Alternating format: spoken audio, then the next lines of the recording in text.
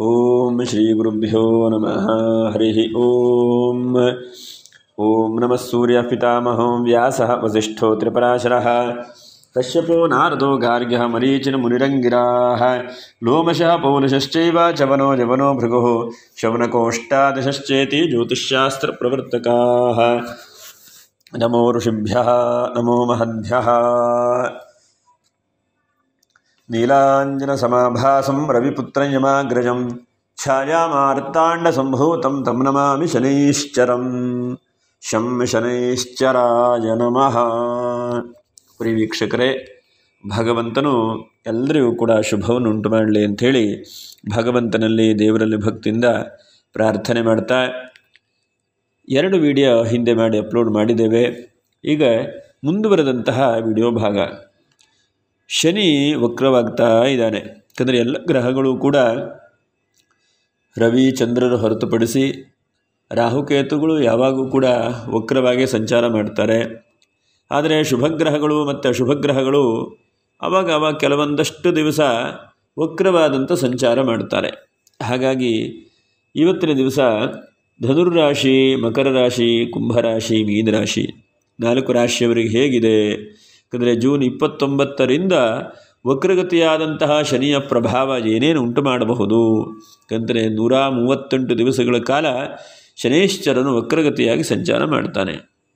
ಮುಂಚೆನೇ ಮಕರ ರಾಶಿಯವರಿಗೆ, ಕುಂಭರಾಶಿಯವರಿಗೆ 7.5 ಶನಿ ನಡೀತಾ ಇದೆ. ಮೀನರಾಶಿಯವರಿಗೂ ಕೂಡ ಸೇರಿಸಿ ಏನೇನು ಹೇಳುವಂತಹ ಬಹಳ ವಿಶೇಷವಾದಂತಹ ಚಿಂತೆ, ತೊಂದರೆ ಎಲ್ಲರೂ ಕೂಡ ಕಾಡ್ತಾ ಇರ್ತದೆ. ಹಾಗಾಗಿ ನೋಡಿ, ಸಾಮಾನ್ಯವಾಗಿ ಶನೈಶ್ಚರ ಅಂದ ತಕ್ಷಣವೇ ಎಲ್ಲರಿಗೂ ಕೂಡ ತೊಂದರೆ ಆಗಿಬಿಡ್ತದೆ ಅಂತ ಅನಿಸ್ಕೊಳ್ಳುವಂಥದ್ದು. ಆದರೆ ಕರ್ಮಫಲದಾಯಕ. ನಾವು ಏನೇನು ಕರ್ಮಗಳನ್ನು ಅಥವಾ ಕೆಲಸಗಳನ್ನು ಏನೇನು ಮಾಡಿದ್ದೇವೆಯೋ ಅದನ್ನು ಒಂದು ಒಳ್ಳೆ ರೀತಿಯಾಗಿ ಅಥವಾ ದುಷ್ಫಲಗಳಿದ್ದರೆ ನಮಗೆ ದುಃಖಗಳನ್ನು ಕೊಟ್ಟು ಮುಂದೆ ಒಂದು ಒಳ್ಳೆಯದು ಮಾಡುವಂತಹ ಉತ್ತಮವಾದಂಥ ಫಲಗಳನ್ನು ಕೂಡ ಶನೈಶ್ಚರ ನೀಡ್ತಾನೆ. ಗ್ರಹರಾಜ ಎಂಬುದಾಗಿ ಕರೀತಾರೆ. ಶನೈಶ್ವರ ಅಲ್ಲ, ಶನೈಶ್ಚರ ಅಂತ. ಶನೈ ಚರತಿ ಯಸ್ಯ ಸಹ ಎಂಬುದಾಗಿ. ಹಾಗಾಗಿ ಅಂತಹ ಶನೈಶ್ಚರನು ನಮ್ಮೆಲ್ಲರಿಗೂ ಕೂಡ ಮಂಗಲವನ್ನು ಉಂಟು ಮಾಡಲಿ, ಹಾಗೆ ಒಳ್ಳೆ ರೀತಿಯಾದಂಥ ಶುಭ ಫಲಗಳನ್ನು ಅನುಗ್ರಹಿಸಲಿ ಅಂಥೇಳಿ ಎಷ್ಟು ಜಾಗ್ರತೆ ವಹಿಸ್ಕೊಳ್ಬೇಕು ಅಥವಾ ಎಷ್ಟೆಷ್ಟು ಬದಲಾವಣೆಗಳನ್ನು ಶನೈಶ್ಚರ ನೀಡ್ತಾನೆ ಎಂಬಂಥ ವಿಷಯಗಳನ್ನು ನಾವು ನೋಡೋಣ. ಸದ್ಯ ಪ್ರಸಕ್ತವಾದಂತಹ ಸಮಯದಲ್ಲಿ ಶತಭಿಷ ನಕ್ಷತ್ರ ಕುಂಭರಾಶಿಯಲ್ಲಿ ಶನೈಶ್ಚರ ಸ್ಥಾಪನೆಯಾಗಿದ್ದಾನೆ. ಅವನು ಹಿಂದಿನ ರಾಶಿಗೆ ಬರ್ತಾನೆ ಹೇಳುವಂಥ ನಕ್ಷತ್ರಗಳ ಪ್ರಕಾರವಾಗಿ, ಅಂದರೆ ಮಕರ ರಾಶಿಯ ಫಲಗಳನ್ನು ನಾವು ಹೇಳಬೇಕಾಗ್ತದೆ. ಈಗ ಹೇಗೆ ಅಂತಂದರೆ, ಧನುರಾಶಿಯವರಿಗೆ ಕೆಲವೊಂದಷ್ಟು ವಿಷಯದಲ್ಲಿ ಜಾಗ್ರತೆ ವಹಿಸ್ಕೊಳ್ಬೇಕಾಗತ್ತೆ. ಏನಕ್ಕಪ್ಪ ಜಾಗ್ರತೆ ಅಂತಂದರೆ, ಸ್ವಲ್ಪ ಒತ್ತಡಗಳು ಮತ್ತು ಯಾವ್ಯಾವುದೋ ಕೆಲಸ ದೊಡ್ಡದಾದಂಥ ಕೆಲಸಕ್ಕೆ ಕೈ ಹಾಕಬೇಕು ಹೇಳುವಂಥ ಮನಸ್ಥಿತಿ ಇದೆ. 7.5 ಶನಿಯಲ್ಲ ನಿಮಗೆ ಮುಗು ಹೋಗಿದೆ. ಆದರೂ ಕೂಡ ಕೆಲವೊಂದು ವಿಷಯದಲ್ಲಿ ಹಿಂದೆ ಇರುವಂತಹ ಕನಸುಗಳು ಅಥವಾ ಹಿಂದೆ ಇರುವಂಥ ಸಮಸ್ಯೆಗಳು ಮರುಕಳಿಸುವಂಥ ಸಾಧ್ಯತೆಗಳಿರ್ತವೆ. ಕೋರ್ಟಲ್ಲಿ ಜಡ್ಜ್ಮೆಂಟ್ ಆಗಿರುತ್ತೆ, ಕೋರ್ಟಲ್ಲಿ ಎಲ್ಲ ಸಮಸ್ಯೆಗಳು ಪರಿಹಾರ ಆಗಿರ್ತದೆ. ಆದರೂ ಕೂಡ ಯಾವುದೋ ಒಂದು ಸಣ್ಣ ವಿಷಯಕ್ಕೆ ಹೋಗಿ ಪುನಃ ಕೇಸನ್ನು ರೀಓಪನ್ ಮಾಡುವಂಥ ಪರಿಸ್ಥಿತಿಯು ಕೂಡ ಉಂಟಾಗಬಹುದು. ಹಾಗಾಗಿ ಬಹಳ ಜಾಗ್ರತೆ ವಹಿಸಿಕೊಳ್ಳುವಂಥದ್ದು ಒಳ್ಳೆಯದು. ಹಾಗೆ 2ನೇದಾಗಿ ಅವಕಾಶವಾದಿಗಳು ಅಂಥೇಳಿ ಹೇಳ್ತಾರೆ. ಅಂದರೆ ನಿಮ್ಮ ರಾಶಿಯವರಿಗೆ ಅವಕಾಶವಾದಿಗಳು ಅಥವಾ ಕೆಲಸ ಗೆಲ್ಲುವಂತಹ ಜನ ಅಂತ ಹೇಳ್ತಾರೆ. ಅಂಥವರು ಸ್ವಲ್ಪ ತೊಂದರೆ ಕೊಡುವಂಥ ಸಾಧ್ಯತೆಗಳು ಕೂಡ ಇದ್ದಾವೆ. ಎಷ್ಟೋ ಸಲ ನೀವು ಒಳ್ಳೆಯದನ್ನು ಬಯಸ್ತೀರಿ. ಯಾಕಂದರೆ ಧನುರಾಶಿಯವರು ಎಲ್ರಿಗೂ ಒಳ್ಳೆಯದಾಗಲಿ, ಎಲ್ಲರೂ ಒಟ್ಟಿಗೆ ಬೆಳೆಯೋಣ, ಪ್ರಯತ್ನ ಮಾಡೋಣ, ಎಲ್ರಿಗೂ ಅನುಕೂಲ ಆಗಲಿ ಅಂತ ಮಾಡಿದ್ರೆ ನೀವು ಯಾರನ್ನು ಬೆಳೆಸಿರ್ತೀರೋ ಅಂತಹ ವ್ಯಕ್ತಿಗಳೇ ನಿಮಗೆ ಈ ಸಮಯದಲ್ಲಿ ಸ್ವಲ್ಪ ತೊಂದರೆ ಕೊಡುವಂಥ ಸಾಧ್ಯತೆಗಳು ಕೂಡ ಇದ್ದಾವೆ. ಮತ್ತು ಕಾನೂನಿನ ರೀತಿಯಾಗಿ ಅಲ್ಪ ಸ್ವಲ್ಪ ಏನೋ ಗಾಡಿ ಹೋಗ್ತಾ ಇರ್ತದೆ, ಅಲ್ಪ ಸ್ವಲ್ಪ ಮಾತುಕತೆಯಿಂದ ಬಗೆಹರಿಸಲು ಮುಗಿದು ಹೋಗ್ತದೆ. ಆದರೆ ಅದಕ್ಕೆ ಕೋರ್ಟು, ಕಚೇರಿ, ಕೇಸು ಇತ್ಯಾದಿಗಳು ಆಗಿ ಸುಮ್ಮನೆ ಅದೇನೂ ಪ್ರಯತ್ನ ಏನೂ ಫಲಕಾರಿ ಆಗುವುದಿಲ್ಲ. ಹಾಗಿದ್ದಾಗೂ ಕೂಡ ಸುಮ್ಮನೆ ಅಲದಾಡುವಂತಹ ಒಂದು ಪರಿಸ್ಥಿತಿ, ಅಲದಾಡುವಂತಹ ಒಂದು ವ್ಯವಸ್ಥೆಗಳನ್ನು ಕೂಡ ನೀವು ಕಾಣಬಹುದು. ಹಾಗೆ ಅದೇ ರೀತಿಯಾಗಿ ನೋಡಿ, ಕಬ್ಬಿಣ, ಲೋಹ ಮೊದಲಾದಂತಹ ವ್ಯವಹಾರ ಮಾಡೋವರಿಗೆ ಸ್ವಲ್ಪ ಜಾಗ್ರತೆ ವಹಿಸ್ಕೊಳ್ಬೇಕು. ಏನಾದರೂ ಹೊಸ ವಾಹನ ತೆಗೆದುಕೊಳ್ತೇನೆ ಅಥವಾ ಸೇಲ್ ಮಾಡ್ತೇನೆ ಇಂಥ ವ್ಯಕ್ತಿಗಳು ಸ್ವಲ್ಪ ಜಾಗ್ರತೆ ಅಂತಲೇ ಹೇಳಬಹುದು ನೀವು. ಹಾಗಾಗಿ ಸ್ವಲ್ಪ ಜಾಗ್ರತೆ ವಹಿಸ್ಕೊಳ್ಳಿ. ಇನ್ನೇನು ನಿಮಗೆ ಶನೈಶ್ಚರನ ಶುಭ ಫಲಗಳನ್ನು ಕೊಡ್ತಾನೆ ಎಂಬುದನ್ನು ನೋಡೋಣ.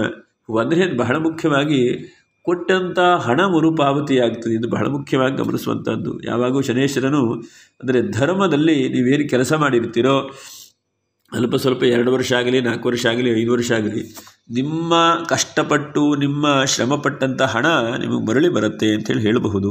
ಮತ್ತು ಯಾವುದೋ ಒಂದು ಜಾಗಗಳನ್ನು ಕಳ್ಕೊಂಡಿರ್ತೀರಿ ಅಥವಾ ಜಾಗದಲ್ಲಿ ದುಃಖಗಳನ್ನು ಪಟ್ಟಿರ್ತೀರಿ, ಬಹುಶಃ ಹಿಂದೆ ಆಗಿರಬಹುದು ನಿಮಗೆ. ಅಂತಹ ಆಗಿದ್ದಂಥವ್ರಿಗೆ ಮಾತ್ರ ಹೇಳುವಂಥದ್ದು ನಾನು. ಅಂತಹ ವ್ಯಕ್ತಿಗಳಿಗೆ ಏನಾದರೂ ಜಾಗ ವಾಪಸ್ ಬರುವಂಥದ್ದು.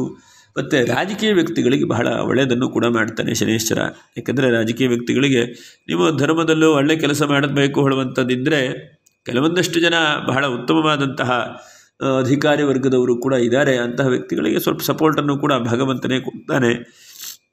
ಹಾಗೆ ಟ್ರಾನ್ಸ್ಫರ್ ಆದರೂ ಕೂಡ ಯಾವುದೋ ಒಂದು ಒಳ್ಳೆ ರೀತಿಯಾದಂಥ ಜಾಗಕ್ಕೆ ಶನೈಶ್ವರನ ಕರ್ಕೊಂಡು ಹೋಗಿ ಕೂರಿಸ್ತಾನೆ.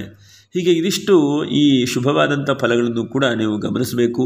ಮತ್ತು ಆರೋಗ್ಯದ್ದೇನಾದರೂ ತೊಂದರೆಗಳಿದ್ದರೆ ಅದು ಚಿಕಿತ್ಸೆಗಳನ್ನು ಕೂಡ ಈ 138 ದಿವಸದಲ್ಲಿ ಮಾಡಿಸುವಂಥ ಪ್ರಯತ್ನ ಮಾಡಿ.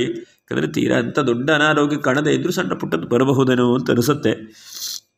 ಇರಲಿ. ಇನ್ನು ಮಕರ ರಾಶಿ, ನೀವು ಧನುರಾಶಿಯವರು ಪರಿಹಾರಕ್ಕೆ ಏನು ಮಾಡಬಹುದು ಧನುರಾಶಿಯವರಿಗೆ ಅಂತಂದರೆ, ಪ್ರತಿ ದಿವಸವೂ ಕೂಡ ಆದಷ್ಟು ಪ್ರಾತಃ ಕಾಲದಲ್ಲಿ ಒಂದು 6 ಗಂಟೆ 6:15 ಒಳಗಡೆಗೆ ಎದ್ದುಬಿಟ್ಟು ನೀವು ಶ್ರೀ ದಕ್ಷಿಣಾಮೂರ್ತಯೇ ನಮಃ ಅಂಥೇಳಿ ದಕ್ಷಿಣಾಮೂರ್ತಿ ಸ್ತೋತ್ರವನ್ನು ಮಾಡಿ, ಅಥವಾ ದಕ್ಷಿಣಾಮೂರ್ತಿಯನ್ನು ಭಕ್ತಿಯಿಂದ ಬೇಡ್ಕೊಳ್ಳಿ. ದಕ್ಷಿಣಾಮೂರ್ತಿ ದೇವಸ್ಥಾನ ಇದ್ದರೆ ಅಲ್ಲಿ ಹೋಗಿ ಕಡಲೆಕಾಳಿನ ಹಾರವನ್ನು ಹಾಕಿ ನಮಸ್ಕಾರ ಮಾಡಿ. ಇದರಿಂದ ನಿಮಗೆ ಶನೈಶ್ವರನು ಅನುಗ್ರಹ ಮಾಡ್ತಾನೆ. ಇನ್ನು ಮಕರ ರಾಶಿಯವರಿಗೆ ಗೊತ್ತಿದೆ, ಯಾಕಂದರೆ ನಿಮಗೆ ಗುರುಬಲ ಬಂದಿದೆ.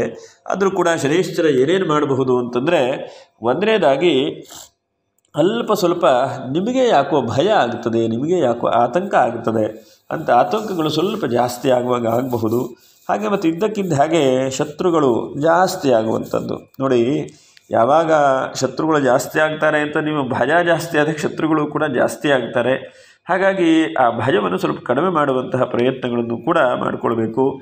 ಮತ್ತು ಇದ್ದಕ್ಕಿದ್ದ ಹಾಗೆ ನಿಮ್ಮ ಮೇಲೆ ಜನ ಹಚ್ಚಿ ಹಾಕೋದು ಅಂತಂದರೆ ಯಾವುದೋ ವಿಷಯಕ್ಕೆ ನಿಮ್ಮನ್ನು ಮಧ್ಯದಲ್ಲಿ ಎಳೆದು ತೆಗೆದುಕೊಂಡ್ಬರುವಂಥದ್ದು, ಅಥವಾ ಯಾವುದೋ ಸಂಬಂಧ ಇಲ್ಲದೇ ಇರುವಂಥ ವಿಷಯಗಳನ್ನು ನಿಮ್ಮ ಮೇಲೆ ದೋಷಾರೋಪಗಳನ್ನು ಮಾಡುವಂಥದ್ದು ನೋಡಿ. ಇದು ಬಹಳ ಮುಖ್ಯವಾಗಿ ಈ 138 ದಿವಸದಲ್ಲಿ ನೀವು ಗಮನಿಸಬೇಕು.